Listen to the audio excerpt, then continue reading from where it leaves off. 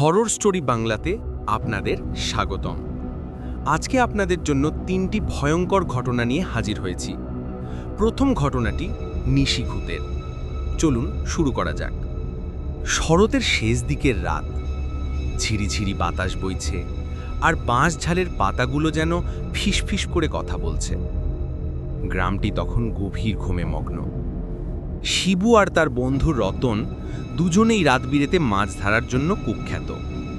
গ্রামে সবাই জানে অমাবস্যার রাতে বড় মাছ ওঠে, আর সেই লোভেই তারা আজ গ্রামের শ্মশান লাগোয়া কালীদহের দিকে রওনা দিয়েছে। শিবুর স্ত্রী বারবার বারণ করেছিল, ওগো আজ যে অমাবস্যা, রাত দুপুরে যেও না, শ্মশানের ধারে নিশিভূতের খুব উপদ্রব, একবার নাম ধরে ডাকলে নাকি আর ফেরা যায় না। কিন্তু মাছের নেশা তখন শিবুর চোখে। সে হেসে উড়িয়ে দিয়ে বলেছিল, দূর, ওসব পুরনো দিনের কথা, চল রতন, আজ বড় রুই মাছ ধরবই। কালীদহের পাড়ে এসে দুজন ছিপ ফেলে বসেছে। চারদিকে শুধু জোনাকির আবছা আলো আর ঝিঝির ডাক। হঠাৎ প্রায় মধ্যরাতে স্পষ্ট তাদের কানে এলো রতনের ডাক, শিবু! ডাকটা এমন স্পষ্ট আর পরিচিত যেন রতনই ডাকছে। শিবু সঙ্গে সঙ্গে তার দিকে তাকালো। কিরে, ডাকলি? রতন অবাক হয়ে বলল, কই না তো, আমি তো ছিপ ধরে চুপ করে বসে আছি, তুই কিছু শুনেছিস নাকি? শিবু ভাবল হয়তো তার কানে ভুল হয়েছে, কিন্তু কিছুক্ষণ পরেই আবার সেই ডাক, এবার একটু মায়াবী, যেন খুব কাছের কেউ ডাকছে। শিবু, এই শিবু! শিবু এবার নিশ্চিত। সে রতনের দিকে তাকিয়ে বলল, শোন, আবার ডাকছে, তোর গলার মতো লাগছে, কিন্তু তুই তো ডাকছিস না। রতন ভয়ে কাঠ, তার মুখ ফ্যাকাশে হয়ে গেছে।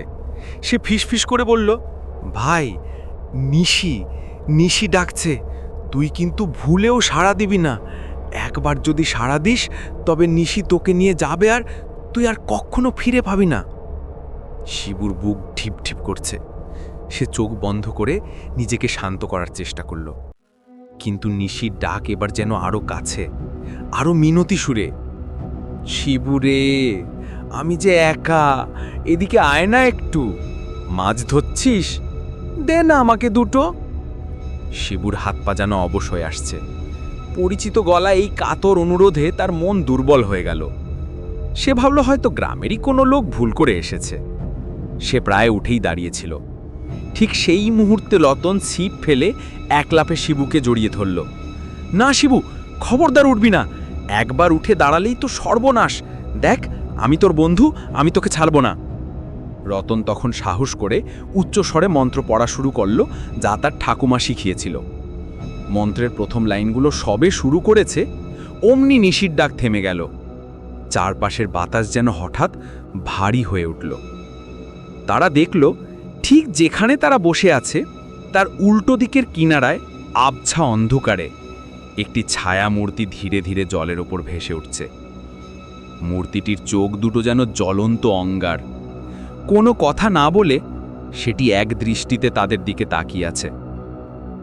রতন মন্ত্র পড়তে পড়তে শিবুকে টেনে নিয়ে প্রায় হামাগুড়ি দিয়ে পিছাতে লাগল। মূর্তিটি একটুও নড়ল না, শুধু তীব্র ঘৃণা আর আক্রোশ নিয়ে তাকিয়ে রইল। তারা যখন অনেকটা দূরে চলে এসেছে তখন শিবু একবার পিছনে ফিরে তাকালো। দেখল ছায়ামূর্তিটি তখনও সেখানেই স্থির দাঁড়িয়ে আছে, যেন শিকার হাত ছাড়া হওয়ার ক্ষোভে ফুঁসছে। পরের দিন ভোরে যখন প্রথম আলো ফুটল, তখন তারা দুজন হাঁপাতে হাঁপাতে গ্রামে ফিরল। মাছ ধরার ঝুড়ি ছিল খালি, কিন্তু তাদের প্রাণ ভরেছিল গভীর এক ভয়।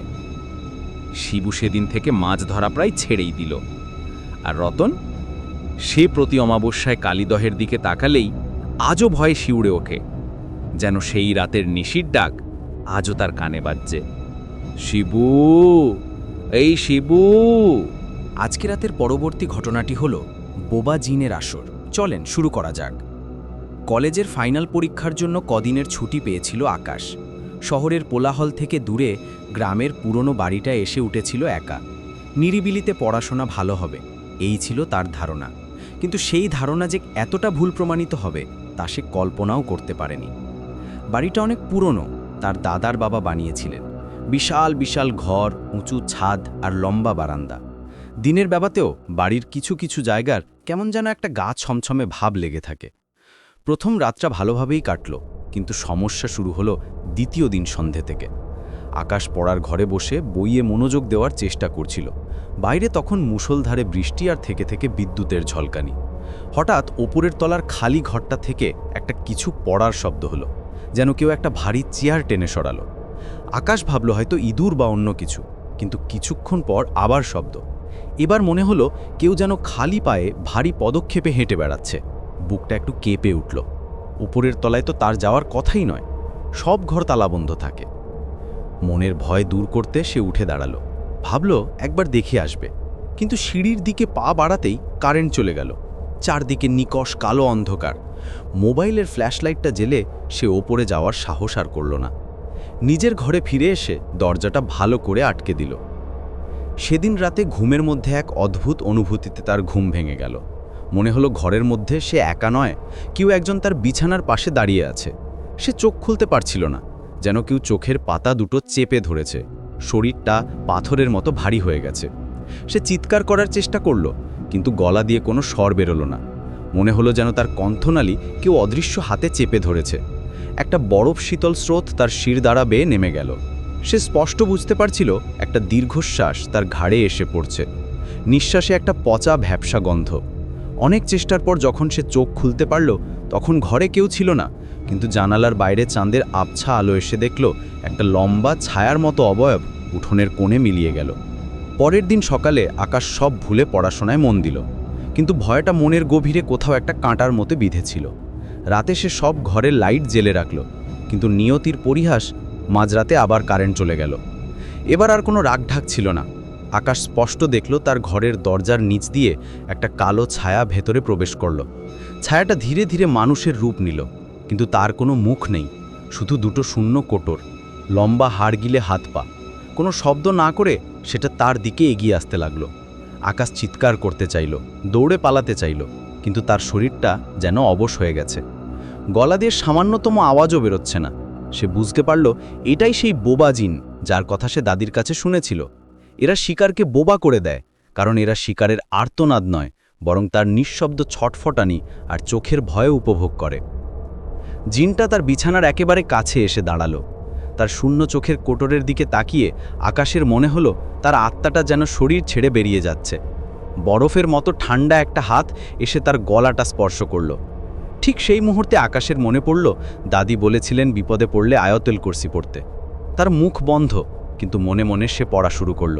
সমস্ত শক্তি এক করে সে মনে মনে আয়াতটা আবৃত্তি করতে লাগলো। সাথে সাথে জিনটার হাতটা কেঁপে উঠল, যেন আগুনে ছ্যাঁকা খেয়েছে। সে কয়েক পা পিছিয়ে গেল। আকাশ আরও জোরে মনে মনে পড়তে লাগলো। ছায়ামূর্তিটা যন্ত্রণায় কুঁকড়ে যাচ্ছিল, কিন্তু তার মুখ থেকে কোনো শব্দ বের হচ্ছিল না। ধীরে ধীরে সেটা হাওয়ায় মিলিয়ে যেতে শুরু করলো। কিছুক্ষণ পর ভোরের আলো ফুটল, কারেন্টও চলে এলো। আকাশ কাঁপতে কাঁপতে বিছানা থেকে নামল। তার গলার কাছে আঙুলের মতো কালো দাগ বসে গেছে। সে আর এক মুহূর্ত দেরি করল না, ব্যাগ গুছিয়ে সেই বাড়ি থেকে বেরিয়ে পড়ল। সেই ঘটনার পর অনেক বছর কেটে গেছে।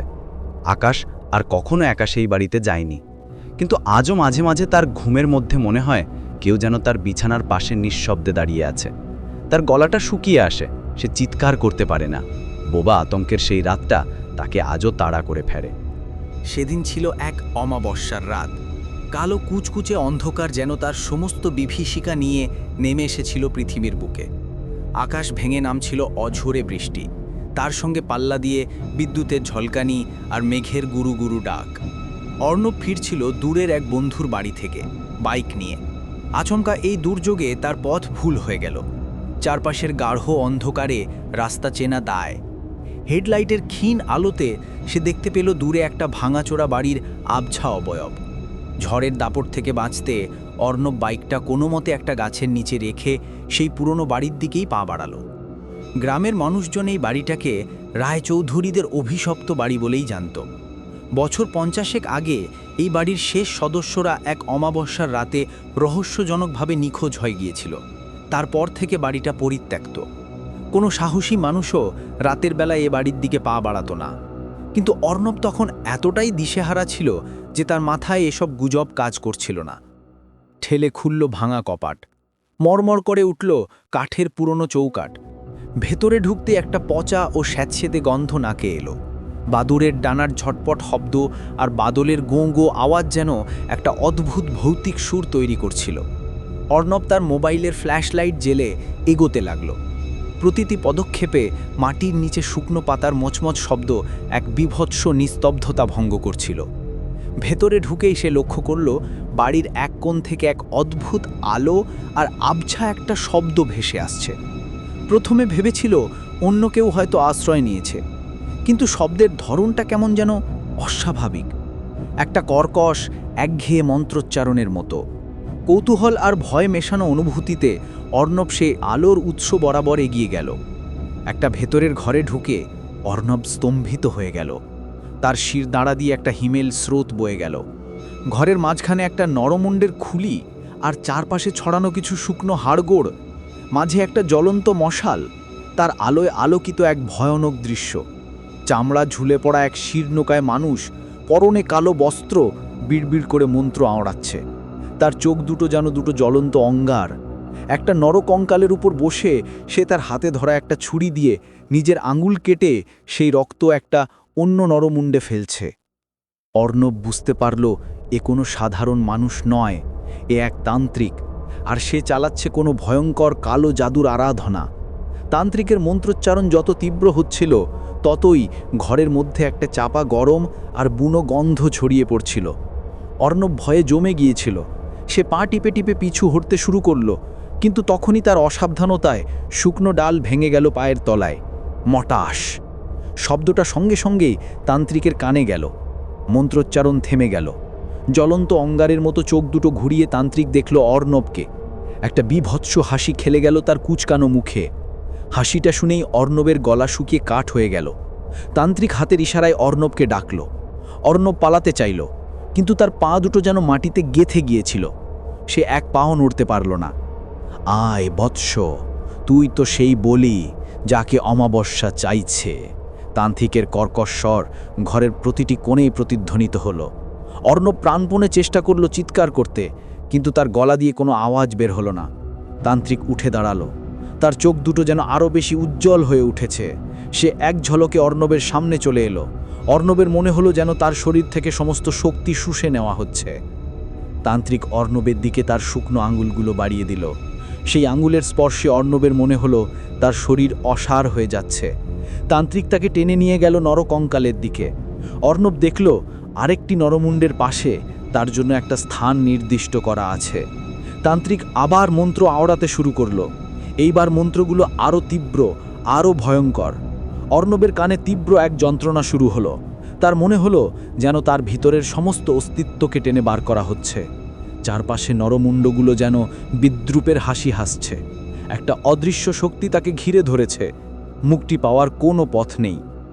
পরের দিন সকালে গ্রামের লোক যখন অর্ণবের বাইকটা পরিত্যক্ত অবস্থায় দেখতে পেল, তখন তারা খুঁজতে খুঁজতে রায়চৌধুরীদের অভিশপ্ত বাড়ির দিকে গেল। ভেতরে ঢুকতেই তারা দেখতে পেল এক বিভীষিকাময় দৃশ্য। নরমুণ্ড, হাড়গোড় আর শুকনো রক্তের ছোপ, কিন্তু তান্ত্রিক বা অর্ণবের কোনো চিহ্ন সেখানে ছিল না। শুধু ঘরের মাঝখানে যেখানে তান্ত্রিক বসেছিল সেখানে একটা বড় ছাইয়ের স্তূপ, আর সেই ছাইয়ের স্তূপের ঠিক মাঝখানে একটা সম্পূর্ণ নতুন তাজা নরমুণ্ড। তার খুলির উপরে একটা লাল তিলক আঁকা আছে। গ্রামের মানুষ ভয়ে কেঁপে কেঁপে বেরিয়ে এলো। অর্ণবকে আর কখনো খুঁজে পাওয়া যায়নি। স্থানীয়দের বিশ্বাস সেই অমাবস্যার রাতে অর্ণব সেই তান্ত্রিকের শেষ বলি হয়েছিল। কেউ কেউ বলে অমাবস্যার রাতে আজও সেই অভিশপ্ত বাড়ির ভেতর থেকে এক কর্কশ মন্ত্রোচ্চারণ আর ফিসফিস করে কিছু একটা বলার শব্দ ভেসে আসে। আমার মুক্তি নেই, মুক্তি নেই। আর সেই ফিসফিসানি যেন অর্ণবেরই প্রতিধ্বনি, যে ভুলবশত এক ভয়ঙ্কর কালো জাদুর আবর্তে চিরদিনের জন্য হারিয়ে গেছে।